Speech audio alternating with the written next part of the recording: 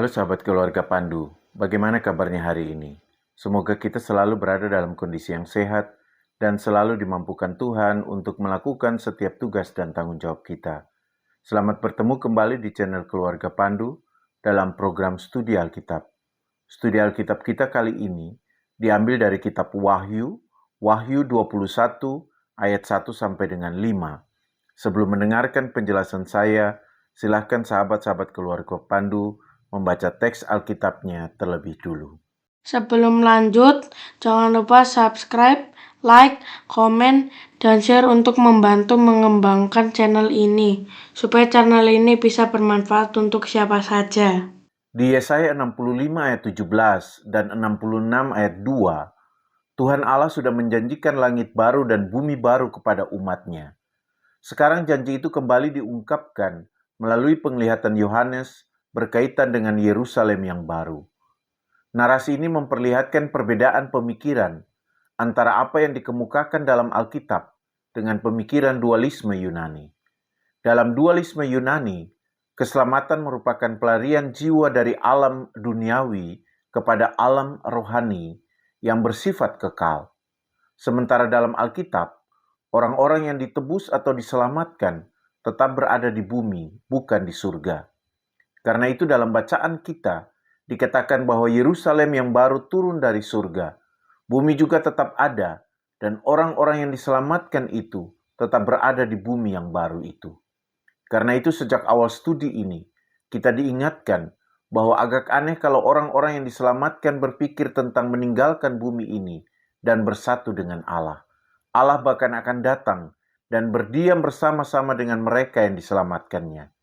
Dalam bahan studi kali ini, narasi merupakan penglihatan Yohanes dan belum terwujud. Langit di Wahyu 21 ayat 1 ini diterjemahkan dari Uranos, yang berarti langit yang terlihat atau atmosfer atau langit di mana terdapat bintang-bintang. Uranos juga kadang diterjemahkan dengan surga, namun Uranos di sini dibedakan dari Samayim. Uranos ini dipasangkan dengan G yang berarti bumi atau tanah atau wilayah atau negara berpenduduk. Sementara itu, kata baru diterjemahkan dari kainos yang secara harfiah berarti segar atau baru atau belum digunakan. Makna lainnya adalah belum ditemukan yang seperti ini atau jenis yang baru atau lebih unggul. Kainos di sini dipertentangkan dengan protos yang secara harfiah berarti yang pertama atau sebelumnya. Kainos lebih menekankan segi kualitas dibandingkan dengan neos yang lebih menekankan segi waktu. Jadi berbicara tentang yang pertama dengan yang baru ini adalah berbicara tentang kualitas. Kualitas ini juga semakin terlihat melalui keberadaan orang-orang yang hidup di bumi dan langit baru ini.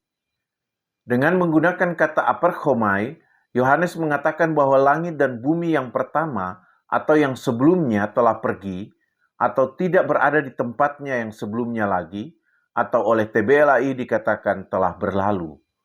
Dan begitu pula, laut dikatakan tidak ada lagi atau tidak eksis. Kalau laut tidak ada lagi, berarti tidak akan muncul lagi binatang seperti dikatakan dalam Wahyu 13 ayat 1-7. Hilangnya laut berarti hilangnya kekuatan yang melawan kuasa Allah. Dengan begitu, semua orang tunduk dan hidup dalam takut akan Allah. Yohanes tidak melihat bagaimana langit dan bumi yang pertama tidak ada lagi atau berlalu. Begitu pula laut sudah tidak ada lagi. Dia hanya melihat langit dan bumi yang baru, karena saat itu langit dan bumi yang pertama dan juga laut sudah tidak ada lagi. Dengan mengatakan melihat, Yohanes dalam visinya menaruh sebuah harapan yang berhubungan dengan masa depan. Penggunaan kata horao mengandung makna melihat, tetapi juga bisa berarti melihat dengan mata batin atau secara spiritual. Setelah melihat langit dan bumi baru, Yohanes juga melihat kota yang kudus, Yerusalem yang baru, turun dari surga, dari Allah. Turunnya Yerusalem yang baru dapat diartikan menggantikan Yerusalem yang pertama atau yang sebelumnya. Jadi sama seperti langit dan bumi baru mengganti langit dan bumi yang pertama, ini memunculkan sebuah pengharapan baru terhadap kota yang kudus, di mana semua umat Allah hidup dalam kekudusan dan tidak ada lagi cara-cara hidup sebagaimana yang diceritakan dalam Perjanjian Lama. Lihat misalnya kritik Yesus terhadap Yerusalem dalam Matius 23 ayat 7. Harapan terkait dengan pemulihan kota yang kudus ini juga sudah diutarakan oleh Yesaya dan Yehezkel. Lihat Yesaya 60 ayat 19-20 dan Yehezkel 43 ayat 7, 48 ayat 31-35. Jadi ini adalah pengharapan yang selalu hidup di kalangan orang Yahudi. Yerusalem yang baru menjadi pusat dari langit dan bumi yang baru. Di sana Allah akan diam bersama dengan umatnya. Ide tentang referensi yang baru ini sejalan dengan pernyataan The Testament of Dan, pasal 5 ayat 12, yang sudah ada sejak akhir abad kedua sebelum Masehi. Kitab ini menggambarkan Yerusalem baru sebagai tempat orang-orang kudus bersukacita dan menikmati kemuliaan Allah untuk selama-lamanya. 2 Baruk 32 ayat 2-4 juga mengatakan bahwa Yerusalem akan diperbarui dalam kemuliaan dan disempurnakan untuk selama-lamanya. 2 Esdras 7 ayat 26 dan 10 ayat 49 juga mengatakan bahwa Yerusalem yang sekarang tidak kelihatan akan kelihatan dan akan dibangun menurut pola surgawi. Penyebutan Yerusalem sebagai kota yang kudus pertama kali diperdengarkan oleh Yesaya dalam Yesaya 52 ayat 1. Kota ini dikatakan berhias atau dipersiapkan dari kata Yunani hetoimaso, bagaikan pengantin perempuan yang berdandan atau membuat dirinya terlihat menarik dari kata Yunani kosmeo untuk suaminya. Rincian tentang bagaimana kota itu dipersiapkan atau dibuat menarik dapat dibaca dalam Wahyu 21 ayat 11-21. Tidak dikatakan siapa yang dimaksudkan dengan suami di sini, walaupun kalimatnya merupakan sebuah pengandaian. Meskipun demikian, dalam Wahyu 21 ayat 9, Yerusalem digambarkan sebagai pengantin perempuan dan merupakan mempelai anak domba. Suara tentang Yerusalem sebagai pengantin perempuan juga digemakan dengan kuat dalam Yesaya 62 ayat 3-5. Ada penafsir yang mengatakan bahwa makna metaforis dari berdandan di sini adalah dihiasi dengan keselamatan dan kebenaran yang datang dari Allah.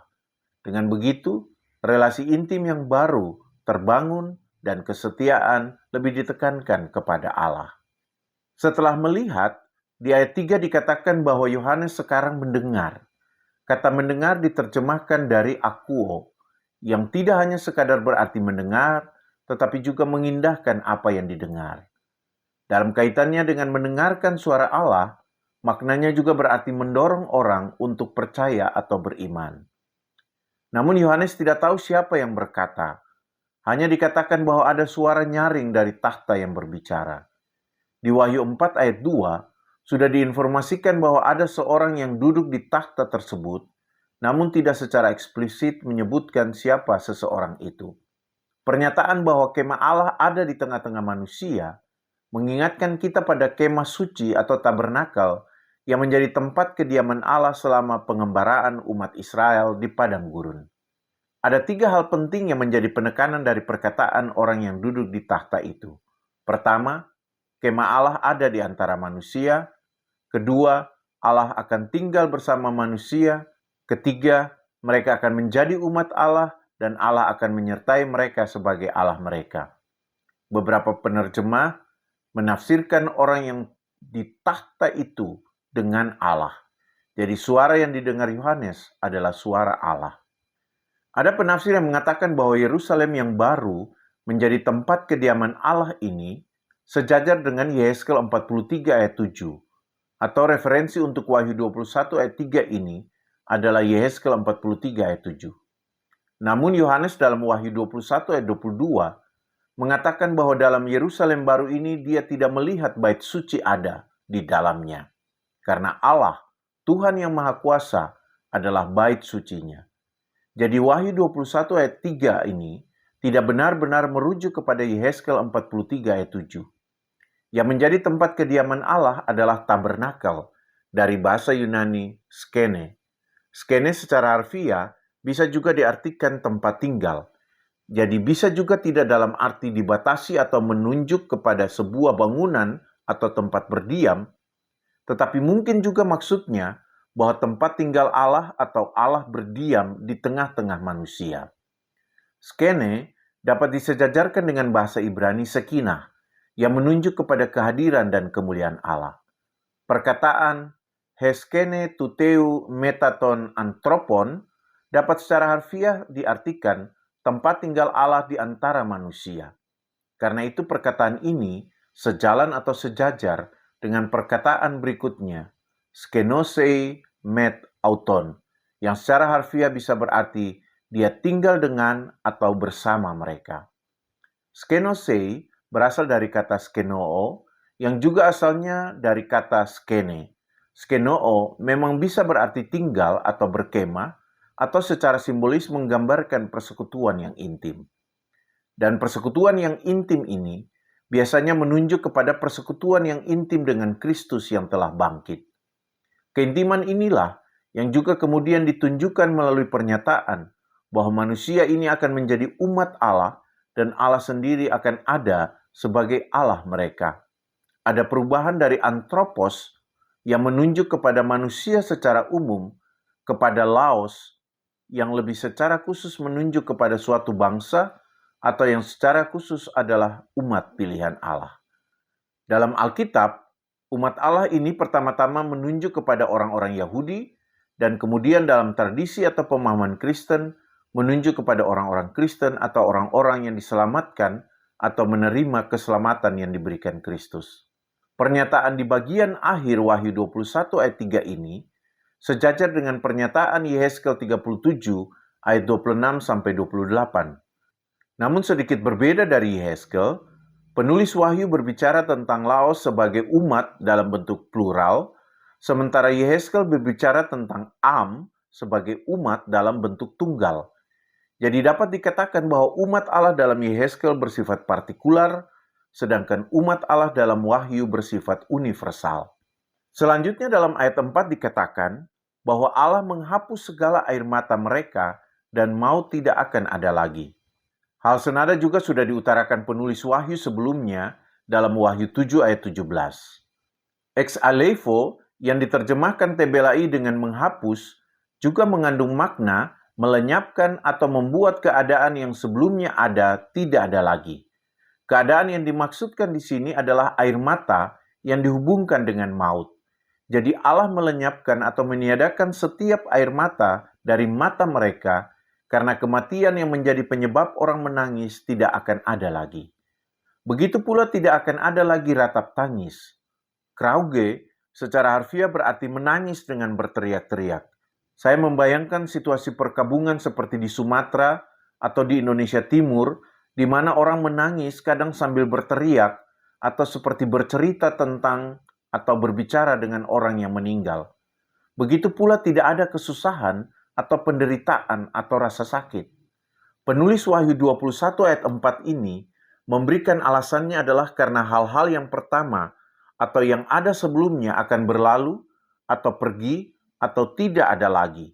Di ayat 5, kita juga nanti akan membaca bahwa Dia yang duduk di atas tahta berkata bahwa Dia menjadikan atau membuat segala sesuatu baru. Pernyataan ini dapat disejajarkan dengan pernyataan Paulus dalam 2 Korintus 5 ayat 17. Jadi siapa yang ada dalam Kristus, ia adalah ciptaan baru. Yang lama sudah berlalu, sesungguhnya yang baru sudah datang. Kematian, ratap tangis, dan penderitaan adalah ekspresi keputusasaan dan kecemasan. Namun karena Allah akan tinggal bersama umatnya dan menjadi Allah mereka, maka Dia akan menyingkirkan keputusasaan dan kecemasan ini yang disimbolkan melalui menghapus setiap air mata dari mata mereka. Tidak akan ada lagi kematian, karena umatnya ini adalah orang-orang yang telah diselamatkan dan akan hidup di Yerusalem yang baru, yang ada dalam bumi dan langit baru.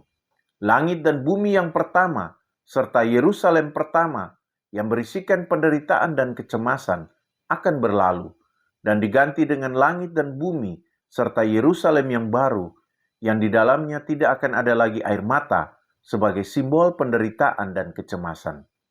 Pernyataan Wahyu 21 ayat 4 ini mengingatkan kita pada perkataan Yesaya dalam Yesaya 25 ayat 8.